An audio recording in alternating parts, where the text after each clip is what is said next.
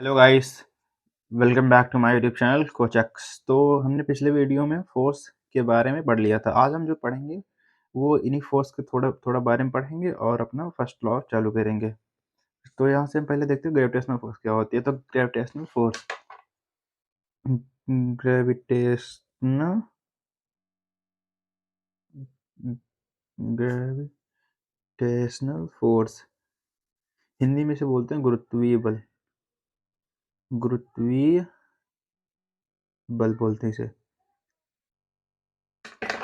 तो gravitational force होती है जो दो मासेस के बीच में एक्ट करती है। मतलब जो दो मास रखे, जैसे ये हमारे पास m1 है और ये m2 है, m1 और m2।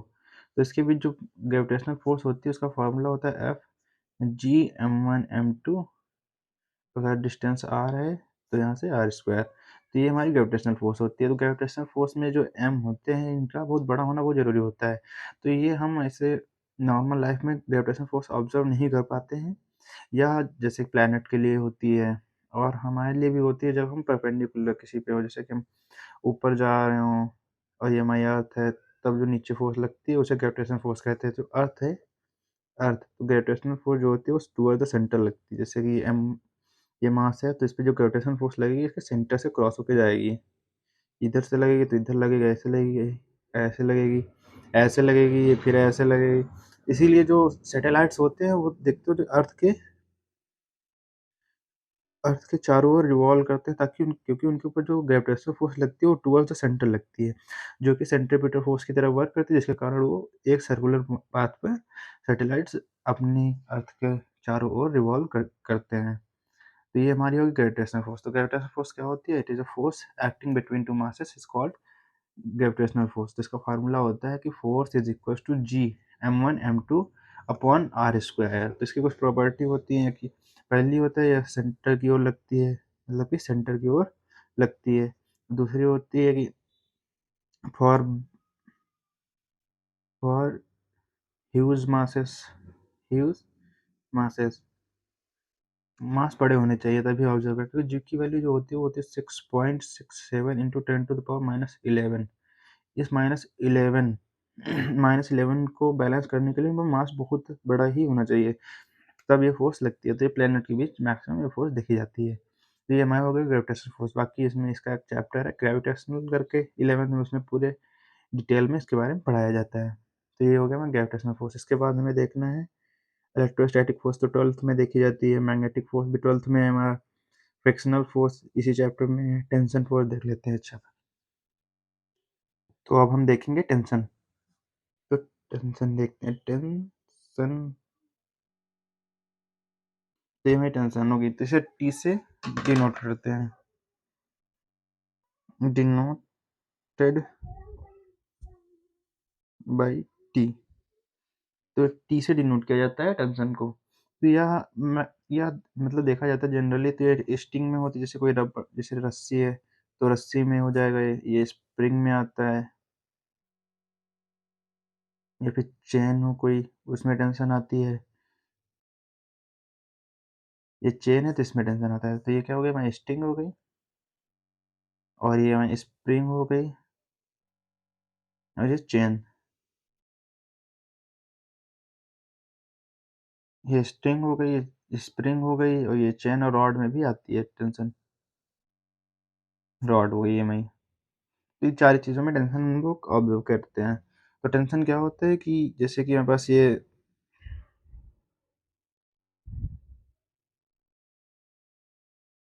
जैसे हमारे पास ये डायग्राम है, तो इसका जो मास है वो m है। तो जैसे रस्सी से लटके हैं, रस्सी से लटकाया गया है इसे, तो रस्सी पर कुछ खिंचाव लगेगा इधर। जैसे किसी रस्सी पर हम पकड़ के लटकते हैं तो उस रस्सी में जो खिंचाव होता है वही टेंशन होता है। जैसे हम यहाँ पे खड़े हैं तो अगर इसमें टेंशन देखेंगे तो इधर से ऊपर की ओर टेंशन लग रहा है यहाँ पे। अगर यहाँ से देखेंगे तो ये नीचे टेंशन लग रहा है।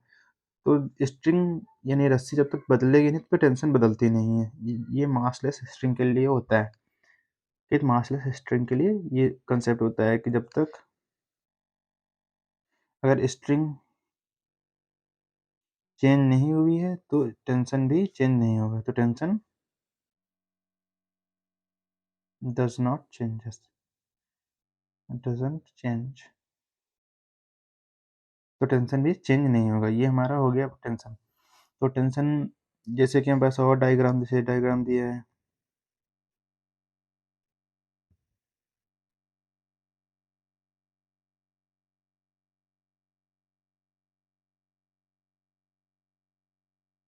तो ये हमारा डायग्राम है। अगर पूछे कि टेंशन की डायरेक्शन बताओ, तो इसके लिए एक कंसेप्ट होता है, मतलब कंसेप्ट की ट्रिक होती है कि जैसे कि ये हमारे पास मास है, अगर हमको इधर इधर टेंशन देखना है तो यहाँ पे खड़े हो जाएंगे हम। ऊपर की ओर देखना है तो ऊपर छाता खोल देंगे। तो छाता कैसे खुलता है? ऊपर ही तो खुलेगा।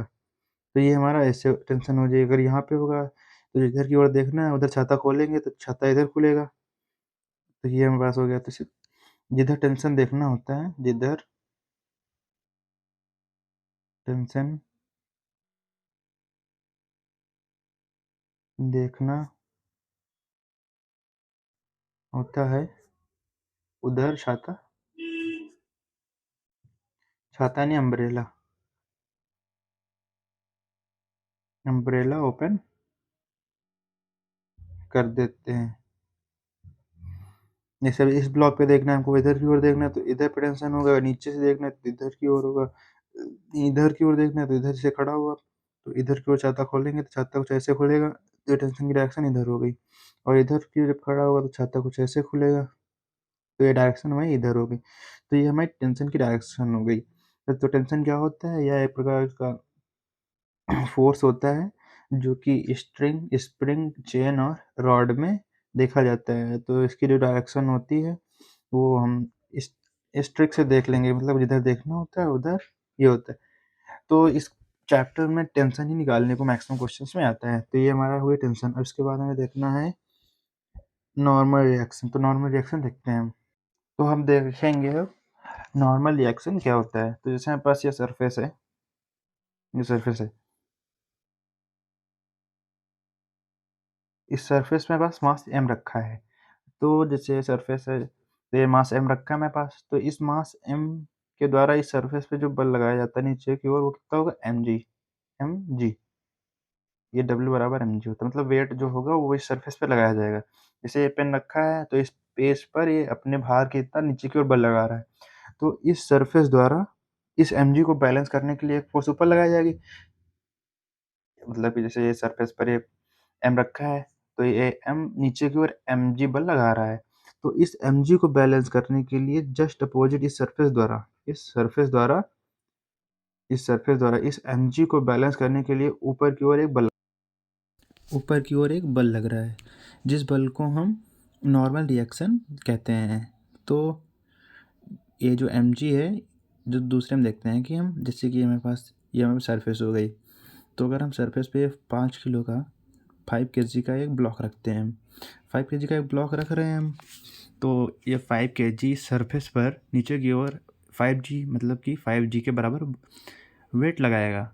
तो इस 5g को बैलेंस करने के लिए ये जो हमारे पास सरफेस है, ये सरफेस ऊपर की ओर एक फोर्स लगाएगी जो कि सरफेस के नॉर्मल डायरेक्शन पे होगी, मतलब सरफेस के साथ 90 डिग्री का एंगल बनाएगी।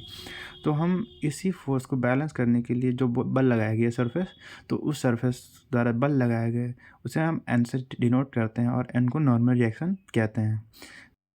तो हम अब देखते हैं एक न्यू एग्जांपल में कि जैसे कि हमारे पास एक मेज है, तो बना लेते हैं पहले हम उसे। तो ये मेज यानी टेबल है, और टेबल पर हमारे पास एक बुक रखी है, जैसे कि ऐसे बुक रखी है हमारे पास। तो इस बुक को बैलेंस करने के लिए जो टेबल द्वारा फोर्स लगाई जाएगी, पहले जो बुक होगी वो टेबल पे है, तो जो बुक टेबल पे फोर्स लगा रही नीचे की ओर, तो वो हमारे पास फोर्स होगी। जैसे बुक का मास मान लेते हैं m है, तो फोर्स mg हो जाएगी जो नीचे की ओर लगेगा। तो इस mg को बैलेंस करने के लिए जो सरफेस द्वारा इसके नॉर्मल डायरेक्शन में ऊपर की ओर जो बल लगाया जाता है उसे नॉर्मल रिएक्शन कहते हैं। तो इस टेबल द्वारा जो बैलेंस किया गया उसे नॉर्मल रिएक्शन कहते हैं। तो ये हमारा नॉर्मल रिएक्शन होता है। तो नॉर्मल रिएक्शन जो होता है पूरा, जैसे कि कोई, जैसे हम उसमें देख लेते हैं बैलून के लिए, कि बैलून है पास है, जो कि बैलून स्फीयर के रूप में बनाते हैं, वैसे होता है। तो स्फीयर के रूप बैलून बनाया हमने, जैसे बैलून पे कभी कभी फिंगर रखते हैं हम, अपनी फिंगर रखेंगे जैसे कि, तो वो फिंगर बाहर की ओर बैलून फोर्स लगाता है, तो उस फोर्स को ही वो नॉर्मल रिएक्शन कहते हैं। जिससे कि अब जैसे हम यहाँ पे ब्लॉक रखेंगे, कोई एम मास के ब्लॉक रखेंगे हम इस पे, तो एम मास इस पे एम जी का ऊपर लगेगा नीचे की ओर। तो इस एम जी को बैलेंस करने के लिए जो बैलून ऊपर की ओर लगा उसे नॉर्मल रिएक्शन हम कहेंगे। तो ये जो नॉर्मल रिएक्शन होती है इस स्फीयर के केस में, वो सेंटर से पास होती है। जैसे अगर हम किनारे बनाएं एक ब्लॉक, और इस ब्लॉक की जो नॉर्मल रिएक्शन होगी वो हमें सेंटर से पास होगी। तो स्फीयर और सर्कल के केस में जो नॉर्मल रिएक्शन होती है वो सेंटर से पास करती है, ये सेंटर से पास हो रही है। तो आज के लिए इतना ही, बाकी हम नेक्स्ट वीडियो में देखेंगे।